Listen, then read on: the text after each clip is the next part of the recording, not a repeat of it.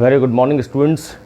Today we are going to complete the second portion of standard deviation, and that we will discuss about discrete series and even a continuous series. And I will tell you how you will convert the continuous series into a discrete one. Then the same method and same process will be used as you will use in discrete one. देखिए बच्चों कैसे individual series में हमारा formula था आपका sigma small sigma is equal to root के अंदर summation x minus x bar का स्क्वायर अपॉन एन, या मैं कहूँ summation d square by N.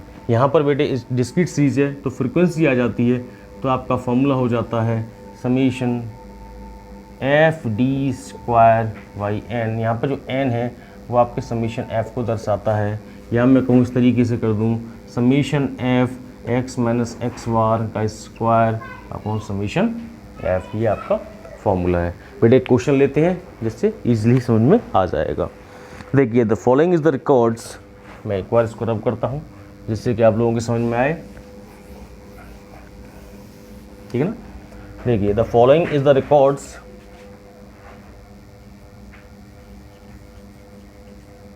The following is the record of goals, not records. Record of goals is scored by T Max. Is scored by T Max in a hockey match. In a hockey match.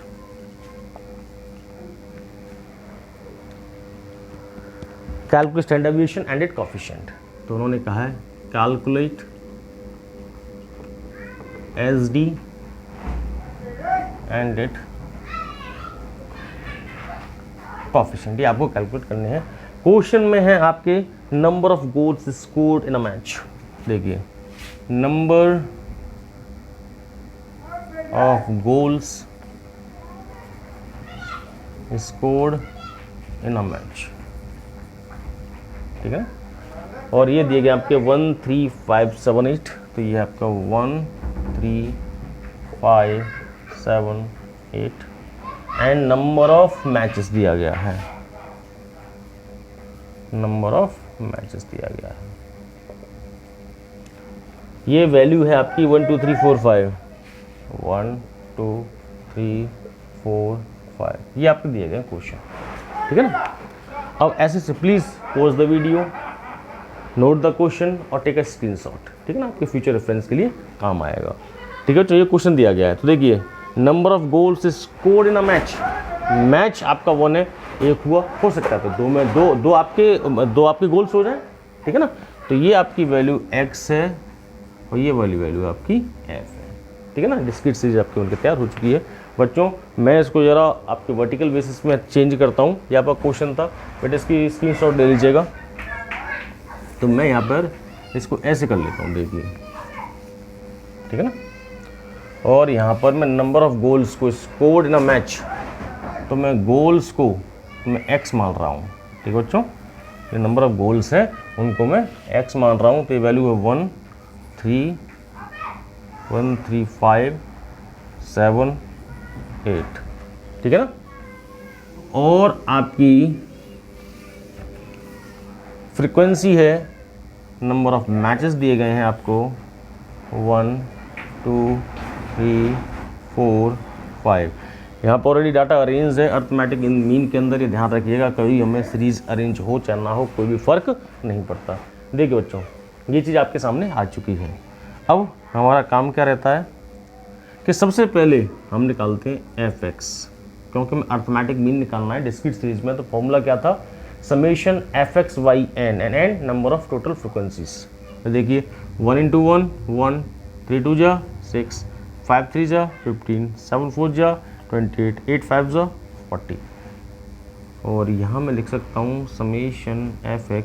तो अब बेटे इन सबको मैं जोड़ लूँगा, question मैंने solve किया हुआ है, आप लोग जोड़ लीजिएगा, ठीक है ना। आप लोग जोड़िएगा ऐसे 40 + 28 + 15 + 6 + 1 ऐसे 6 1 7 7 5 12 और 12 6 20, 20 का 0, 2 कैरी 6, ये आपका 8, ये एक 9, ठीक है ना बेटे। ये आप लोग ऐड कर लीजिएगा, ऐसे टोटल नंबर ऑफ फ्रिक्वेंसीज 5 + 4 9, 9 + 3 12, 12 + 3 12 + 3 आपका 15। तो समीशन f = 15।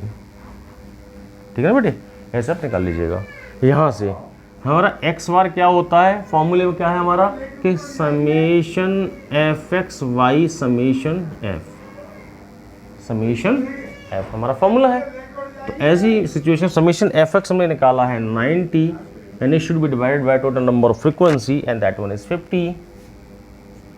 और इसमें हम डिवाइड लगा देंगे तो 15 × 90, 15 9 जा 15 6 जा 90।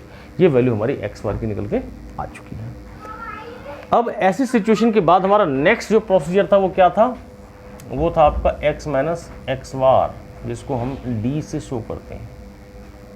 बेटा कैलकुलेटर आप लोगों को यूज़ करना पड़ेगा इनकी कैलकुलेशंस के लिए, ठीक है ना।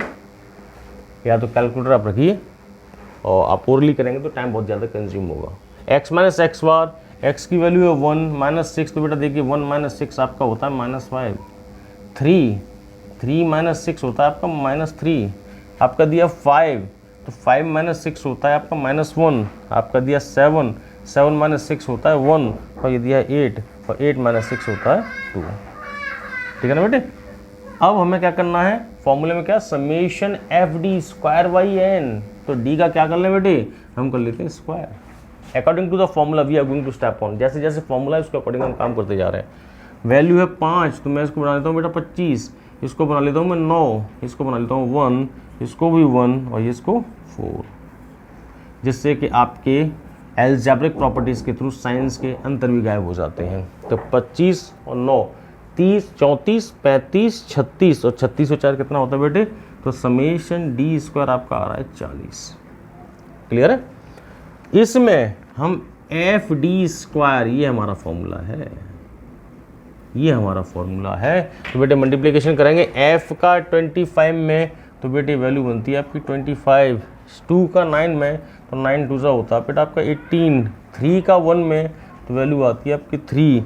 4 का 1 में, तो वैल्यू आती है आपकी 4। 5 का 4 में, तो वैल्यू होती है बेटे 20। ठीक है ना। अब देखिए 5 और 3 8, 8 5 13, 13 और 3 16, 16 और 4 20, 2 कैरी, तो 4 4 1 5, और 5 और 2 7। तो बेटे समेशन FD² की वैल्यू आ रही है आपकी 70। बेटा ऐड आप करेंगे और देख लें हम भी सही ऐड किया है कि नहीं किया है, 70 आएगा बेटे। ठीक है ना। तो आप इस तरीके से ऐड कर लीजिएगा। देखिए बेटा समेशन d² आ चुका है। अब है आपका स्टैंडर्ड डेविएशन। तो बेटा फॉर्मूला था आपको मैंने इससे पहले भी लिखा है, समेशन देखिए या तो fx - x बार का स्क्वायर/n कर लूँ मैं, या समेशन FD²/n कर लूँ मैं, ये है आपका। तो मैं समेशन FD², इसकी वैल्यू आपने निकाली है बच्चों 70। Number of terms in a series but not a number of terms, frequency is given to be total number of frequencies that is 15 का स्क्वायर रूट, ये आपका सिग्मा है। तो बेटे इसको डिवाइड देंगे तो आपकी वैल्यू नियर अबाउट आप देखिए डिवाइड देके शायद आ रही होगी 70 में, आप इतने का डिवाइड देते हैं तो 4.67, और बेटा इसका स्क्वायर रूट निकालोगे तो आपकी वैल्यू निकल के आएगी 2.16। बेटा आपको कैलकुलेटर से करना है, आप इसमें डिवाइड लगा लीजिएगा, आपकी वैल्यू निकल के आ जाएगी। ठीक है ना। ये आपका स्टैंडर्ड डेविएशन हो गया। अब है आपका कोफिशिएंट ऑफ स्टैंडर्ड डेविएशन। बेटा फॉर्मूला है σ/x²। सिग्मा आपने निकाला है बच्चों, देखो 2.16। एक्स बार की वैल्यू कहाँ निकाली है, ये आपने वैल्यू निकाली है 6, डिवाइड लगा दिया। तो बेटे देखो इनका आप डिवाइड दोगे तो वैल्यू आएगी 0.36, ये वैल्यू आ रही है आपकी 0.36। आप भी डिवाइड लेके देख लीजिएगा क्या आ रहा है आपका। ठीक है ना। फिर आपसे कहता है कोफिशिएंट ऑफ वेरिएशन। वैसे क्वेश्चन आपके सिलेबस में नहीं, कोफिशिएंट ऑफ वेरिएशन क्या होता है, σ/x² × 100। तो यहाँ से बेटे देखो σ/x² आपने निकाला था 0.36 × 100 में मल्टीप्लिकेशन कर लेता हूँ तो आपकी वैल्यू आती है 36। ठीक है बेटे।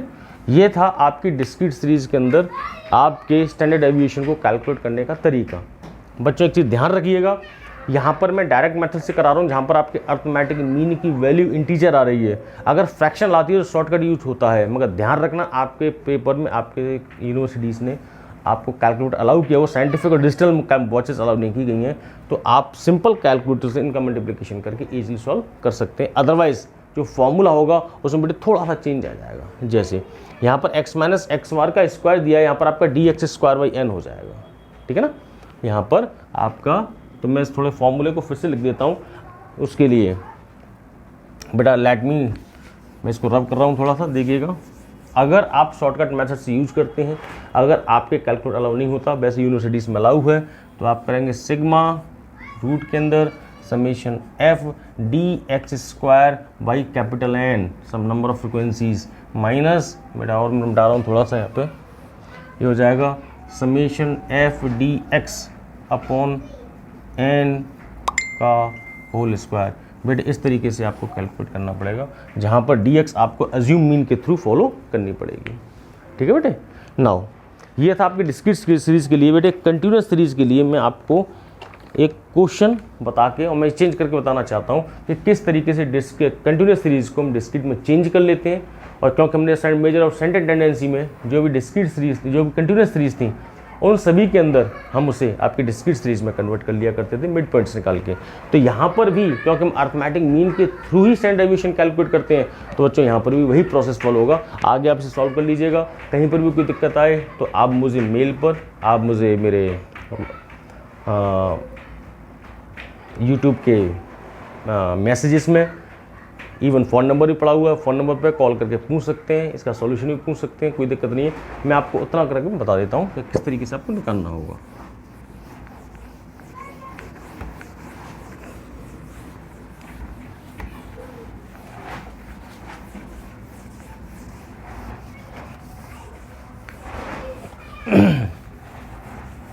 ठीक है बच्चों, देखो क्वेश्चन है calculate standard deviation and it coefficient, लिख लीजिएगा, ठीक है ना। Calculate standard deviation and it's coefficient, ये उन्होंने कहा हुआ है आपसे। उन्होंने कहा है x, अच्छा एजेस हो कुछ भी हो, ये कहा x,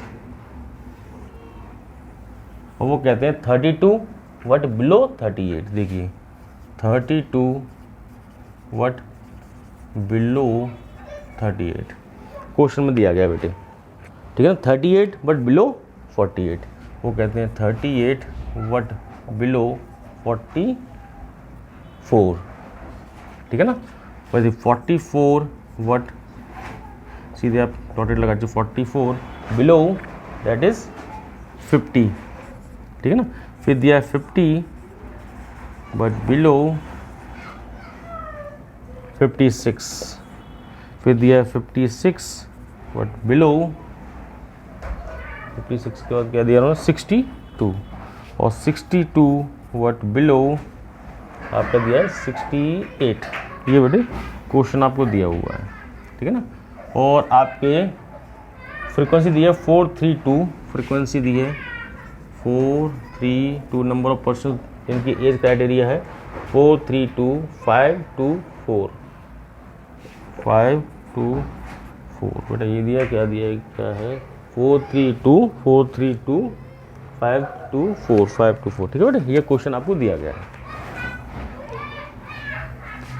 देखिए यहाँ पर आपके सामने क्लासेस भी बना के नहीं दी गई हैं, सिर्फ number of ages of human being दे दिया गया और उनकी नंबर ऑफ संख्या दे दी गई है आपको। तो सबसे पहले हम इसकी क्लासेस बना लेते हैं, और क्लास के बाद आपके ग्रुप में आ चुका होगा, आपके क्लस्टर में आ चुका होगा, आपकी रेंज में आ चुका होगा, ठीक है ना। फिर उसको हम इसके मिड पॉइंट्स निकाल के इसको डिस्क्रीट में चेंज कर लेंगे, उसके बाद ही सॉल्व होगा, क्योंकि अर्थमेटिक मीन से फॉलो करना है, जिसके अंदर हमें असेंडिंग डिसेंडिंग ऑर्डर की आवश्यकता नहीं है, मगर हाँ आवश्यकता है कि मिड पॉइंट्स हो, आपकी कंटिन्यूस सीरीज ना हो। तो देखिए बेटे, मैं इसको x था, मैं इसको x डैश मान लेता हूँ, ठीक है ना। किसी को डाउट हो x डैश होने से क्या होगा तो उसको y मान लेना, इस वाले को, इसको आप y मान लेना, इसको x मान लेना, ठीक है ना, कोई दिक्कत नहीं आएगी, उसका सॉल्व कर हो जाएगा।